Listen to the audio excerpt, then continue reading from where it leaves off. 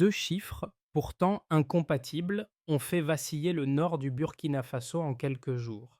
Alors que les drones bourdonnaient au-dessus des plaines, signe d'un basculement militaire inattendu, la population passait d'une peur diffuse à un regain d'assurance presque fulgurant, sans qu'aucune explosion initiale ne vienne en expliquer clairement la cause. Cette mutation rapide interpelle. Que révèle-t-elle réellement pour une nation que le leadership d'Ibrahim Traoré tente de recomposer sous la contrainte du conflit? Et jusqu'où cette dynamique nouvelle peut-elle s'étendre? Au-delà des opérations visibles, la trajectoire du Burkina Faso révèle un enjeu plus dense.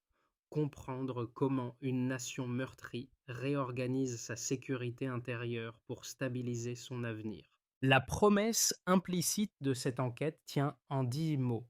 Montrer comment une stratégie d'unité peut changer un conflit. Dans un contexte où les villages du Nord sortent lentement de l'étau de l'insécurité, ce travail explore les mécanismes sociaux, militaires et psychologiques qui ont permis au pays de transformer une série de menaces diffuses en un effort coordonné. Il s'agit d'observer comment la confiance circule, comment les communautés se réapproprient leur espace et comment l'appareil d'État tente de bâtir une continuité après des années d'érosion institutionnelle. Comme on pourrait l'exprimer, si cette cohésion vacille, tout l'équilibre pourrait basculer en quelques semaines. La question centrale n'est donc pas seulement de savoir comment les victoires récentes ont été obtenues, mais comment elles peuvent être préservées, répliquées ou adaptées dans un environnement où l'extrémisme navigue encore entre les failles territoriales et sociales. Et le fil sous-jacent, qu'on retrouve dans plusieurs analyses Burkina Faso News, éclaire une tension. La consolidation des succès actuels dépendra autant de la coordination militaire que de l'engagement civil durable. La première rupture observable apparaît dès que l'on compare deux moments rapprochés.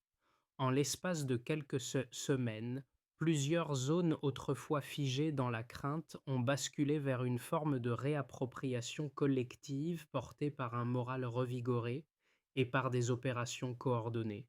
Et ce renversement, perceptible dès les derniers jours d'octobre, s'appuie sur un marqueur concret. Les premières frappes de drones ont servi de signal stratégique, amorçant une dynamique nouvelle pour l'armée et les civils. L'histoire récente montre que, depuis des décennies, le Burkina Faso vivait sous une guerre silencieuse.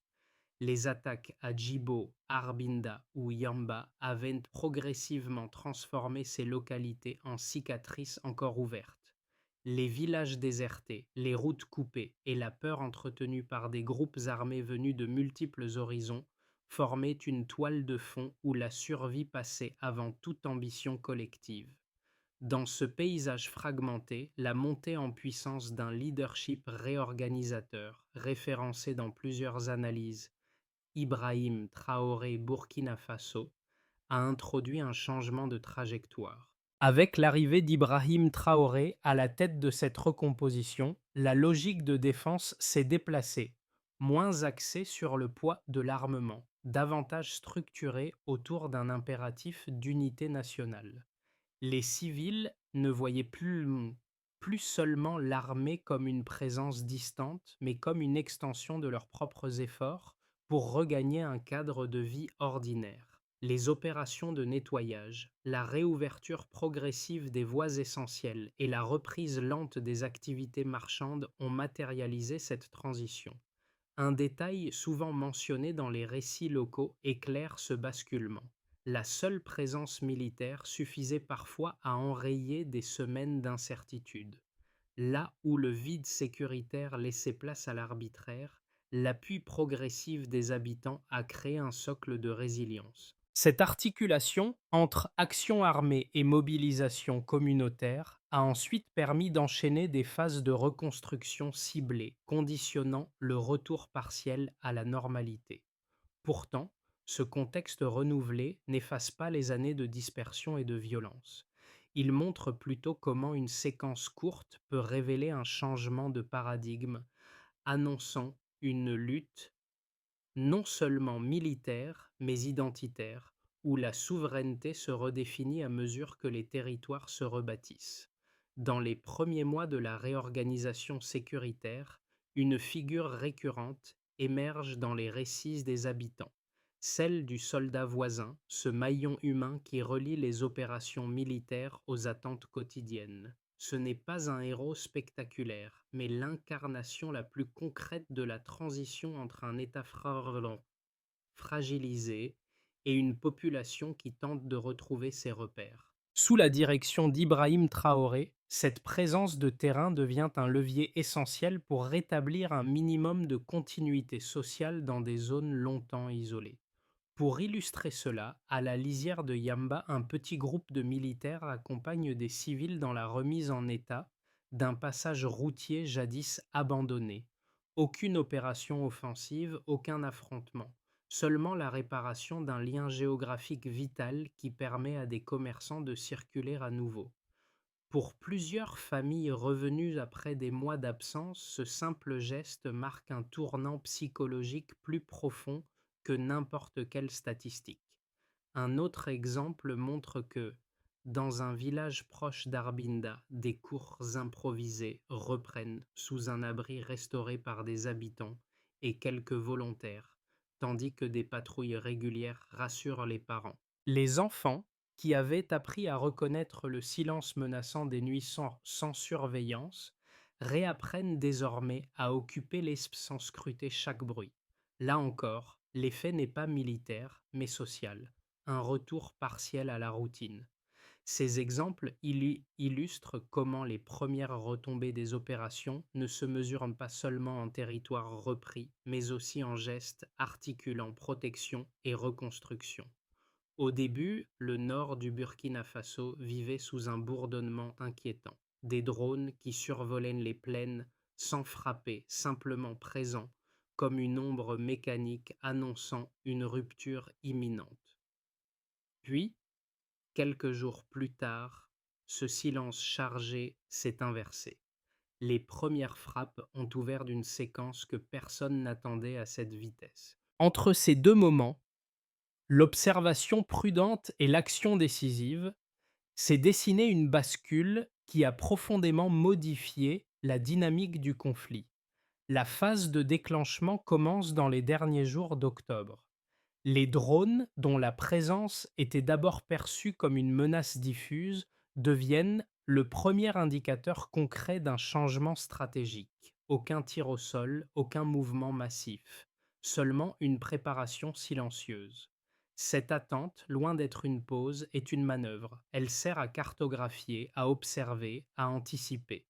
L'armée burkinabé, sous la direction d'Ibrahim Traoré, synchronise discrètement des unités au sol avec ses appareils, créant un pont entre observation aérienne et mobilité terrestre. Vient ensuite la montée en intensité, marquée par la fameuse opération dans la vallée de Yamba le 25 octobre. Deux drones TB2 se placent, frappent en quelques minutes, désorganisent des combattants qui dormaient encore. Pas une démonstration de force gratuite, mais un signal pratique. La technologie, jusque-là marginale dans le conflit, devient un multiplicateur d'efficacité. Dans le même temps, des opérations terrestres avancent sur plusieurs axes. Les caches d'armes sont démantelées. Les routes vitales, fermées depuis des mois, commencent à être rouvertes. Le désordre des groupes extrémistes se transforme en repli. Leur emprise sur certaines zones autrefois solides s'effrite à mesure que les civils reprennent possession de leur quotidien. La poussée vers le point culminant intervient au cœur de l'automne 2025. Entre octobre et novembre, l'armée, appuyée par des milliers de volontaires, neutralise plus de 300 militants et démantèle une dizaine de dépôts d'armes. Les frappes, guidées par des systèmes de communication en temps réel, atteignent un taux de réussite supérieur à 85%. Ce n'est pas seulement une victoire militaire, c'est une démonstration d'ingéniosité dans un pays souvent décrit comme trop fragile pour de telles opérations coordonnées. Puis arrive la décantation, cette période où les résultats militaires s'écoulent dans le tissu social. Les villages autrefois désertés retrouvent du mouvement. Les femmes retournent dans les champs, les marchés se réouvrent, les enfants reprennent le chemin de l'école. Les routes dégagées permettent le passage de denrées, de médicaments, de nouvelles. Les familles déplacées, dont le nombre diminue de plus de 40% en quelques mois, commencent à rentrer. La confiance circule à nouveau, lentement mais réellement. Enfin, la phase de résonance s'impose. La population observe que chaque victoire tactique produit un effet civil et chaque retour civil solidifie les efforts militaires. Le cycle peur-fuite s'inverse en cycle présence-reconstruction. Ce n'est pas un triomphe total, mais une progression articulée, où chaque avancée ouvre un espace pour l'unité nationale mise en avant par Ibrahim Traoré. Ce fil chronologique montre une guerre qui change de forme. De diffuse et subie, elle devient structurée et portée par un continuum armé-civil. Une trajectoire où la reprise de contrôle ne se mesure pas seulement en frappe, mais en vise redevenu possible. La transition sécuritaire devient lisible lorsqu'on compare une situation de départ à son évolution récente. D'un paysage marqué par des villages désertés et des routes fermées, le Burkina Faso bascule vers une phase où les opérations coordonnées produisent des effets mesurables et immédiatement perceptibles sur le terrain.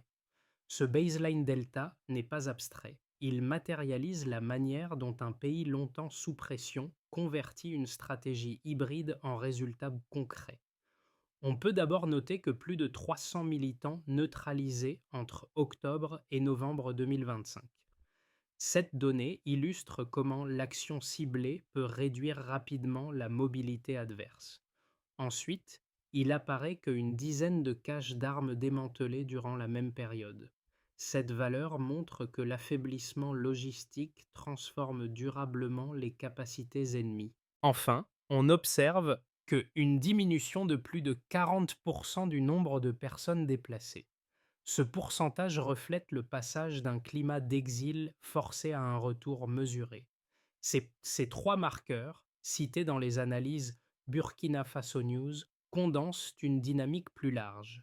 L'armée burkinabé, épaulée par des volontaires, convertit une stratégie d'observation aérienne et de synchronisation terrestre en une série de gains interdépendants. Les drones, utilisés d'abord pour capter des mouvements invisibles depuis le sol, permettent ensuite d'orchestrer des frappes chirurgicales. Cette capacité nouvelle n'efface pas la complexité du terrain, mais elle introduit une précision qui manquait jusque-là dans un conflit souvent fragmenté. L'effet combiné des opérations se lit également dans la manière dont la population réoccupe l'espace. Les routes rouvertes cessent d'être de simples lignes sur une carte. Elles redeviennent des vecteurs permettant la circulation de vivres, de médicaments, de nouvelles et surtout d'interactions sociales. La réactivation de ces flux transforme la perception du risque. Là où le vide favorisait les incursions, la présence continue de voyageurs, de commerçants et d'habitants tisse une trame résistante au retour d'instabilité. L'économie locale suit cette logique. Les marchés reprennent non pas comme un symbole, mais comme une fonction vitale, celle de permettre aux communautés de régénérer un minimum d'autonomie matérielle. Dans les villages réinvestis, les agricultrices retournent travailler les champs, renforçant les circuits courts et rétablissant des routines quotidiennes qui, avant le retournement stratégique, paraissaient inaccessibles. Ce mouvement s'observe aussi dans la gouvernance pratique du territoire. Les opérations militaires ouvrent ponctuellement des fenêtres dans lesquelles les habitants réparent des toitures, réorganisent des points d'eau ou relancent des écoles improvisées. Chaque geste civique ancre l'effet des opérations dans la durée. Il transforme une victoire tactique en condition de stabilité locale. Le delta n'est pas seulement militaire, il est psychologique. Les villages qui associaient le bourdonnement des drones à une menace imminente y voient désormais un filet de sécurité technique. La diminution de l'activité extrémiste n'efface pas les traumatismes, mais elle modifie la manière dont les habitants se positionnent face aux risques. Là où l'incertitude paralysait, la prévisibilité relative permet à nouveau la projection, même modeste. Ce faisceau d'indicateurs montre une chose: la cohésion entre dispositifs militaires et mobilisation civile crée une structure de résistance progressive. Les chiffres ne sont que des points d'appui, mais ils révèlent comment une stratégie hybride convertit la souveraineté revendiquée en résultats mesurables. Deux lectures principales émergent lorsque l'on analyse la stratégie sécuritaire du Burkina Faso au cours des derniers mois. La première met en avant la pertinence d'une approche hybride, combinant mobilisation civile et opérations militaires synchronisées. Selon cette perspective, l'efficacité des drones, l'action coordonnée des volontaires et la réouverture progressive des routes montrent qu'un modèle centré sur les capacités locales peut répondre à des menaces profondément enracinées. Les résultats cités dans les récits: neutralisation de centaines de militants, démantèlement de caches d'armes et retour massif des déplacés, serait la preuve qu'une souveraineté assumée constitue un avantage stratégique plutôt qu'un risque. Cette lecture insiste sur la manière dont les communautés, en retrouvant des routines sociales simples, consolident les effets des opérations au sol. La thèse opposée, souvent exprimée dans les débats régionaux, souligne au contraire les limites potentielles d'une stratégie principalement interne. Elle avance que, malgré les victoires tactiques, les groupes extrémistes disposent d'une capacité d'adaptation rapide, nourrie par des dynamiques transfrontalières complexes. Dans ce cadre, l'autonomie opérationnelle pourrait devenir un angle mort. Trop d'indépendance risquerait d'isoler le pays dans un environnement où les flux d'armes, d'hommes et d'idées dépassent largement les frontières nationales. Les critiques rappellent également que certains observateurs s'inquiètent de la gestion des droits humains ou de la gouvernance, estimant que ces zones d'ombre pourraient fragiliser les acquis s'ils ne sont pas adressés simultanément. Entre ces deux positions, la réponse la plus fidèle aux éléments du terrain repose sur un constat décrit explicitement dans le texte. Le pays n'a pas rejeté l'appui extérieur, mais l'a intégré sans céder sa souveraineté. Le modèle évoqué n'est donc ni une isolation complète ni une dépendance totale. Il s'agit d'une articulation où les ressources locales assurent le noyau de l'effort, tandis que la coopération internationale fournit un soutien ponctuel sans dicter la trajectoire. Les opérations réussies, la réoccupation des villages et la reprise des activités économiques montrent que cette combinaison, pour l'instant, produit des effets tangibles.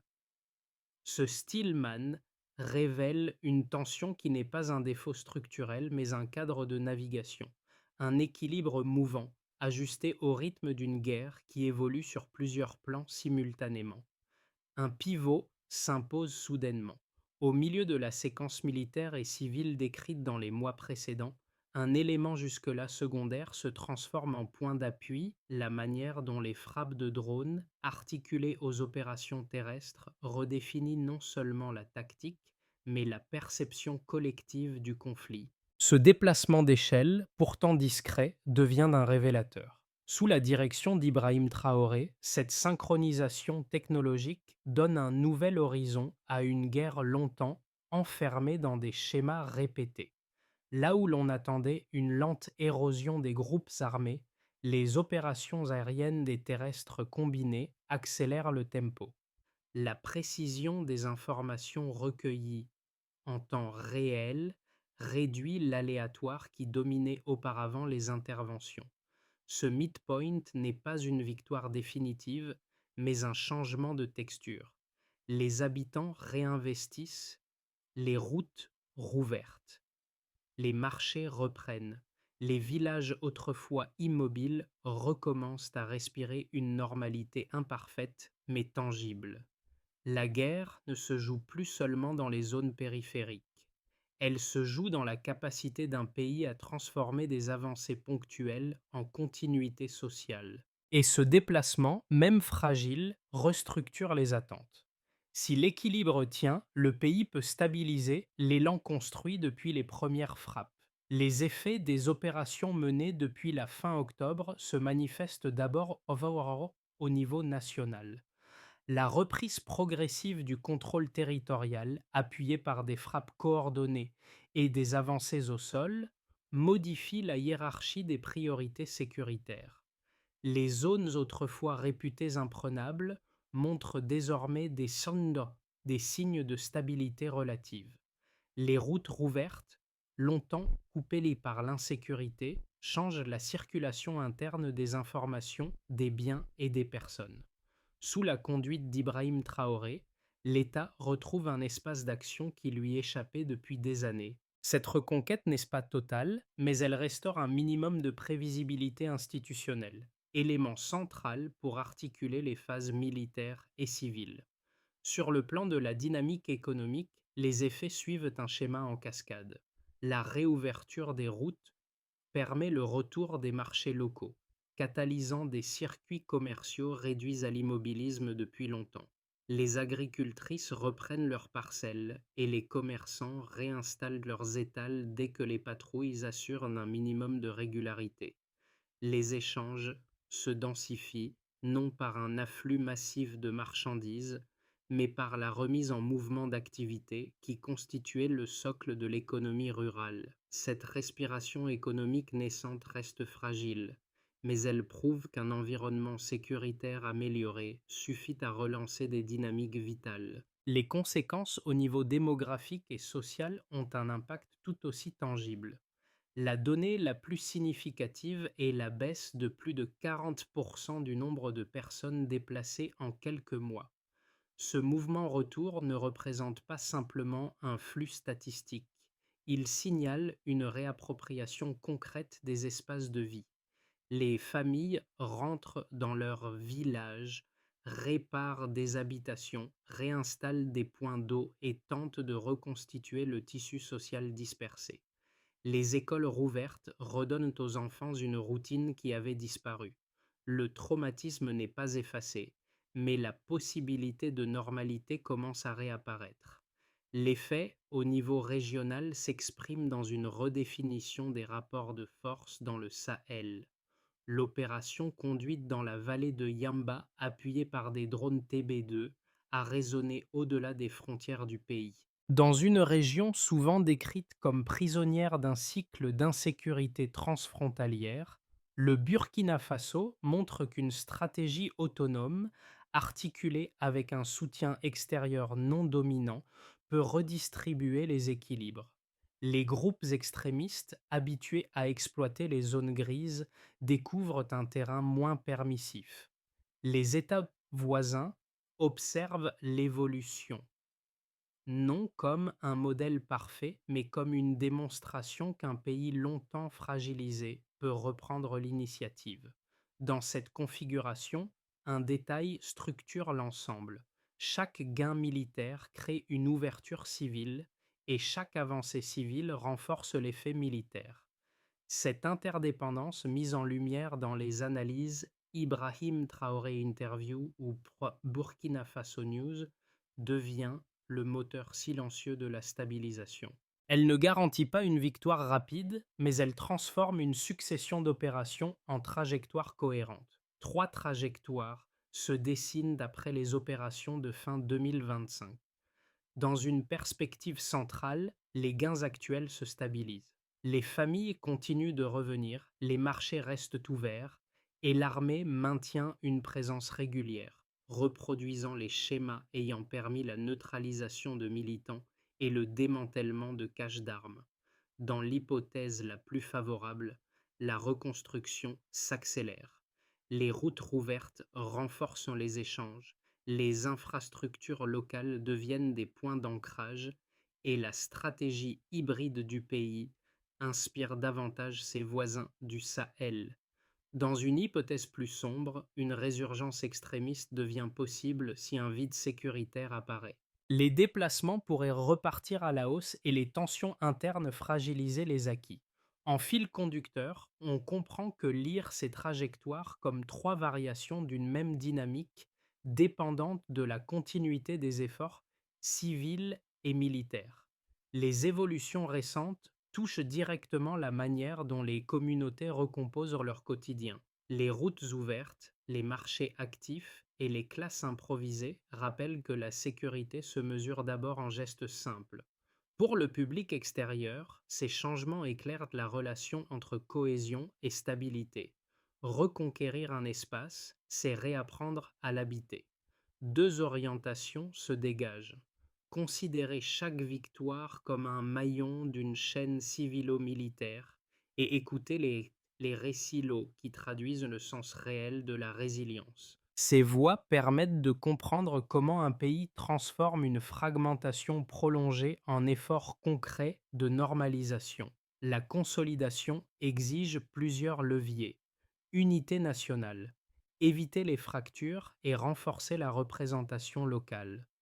Sécurité plus protection civile, maintenir l'efficacité militaire tout en respectant les droits humains. Relance économique, restaurer routes, écoles, hôpitaux et soutenir agriculture et commerce. Coopération régionale, renforcer la coordination au Sahel. Réconciliation, accompagner les communautés dans la réparation des traumatismes.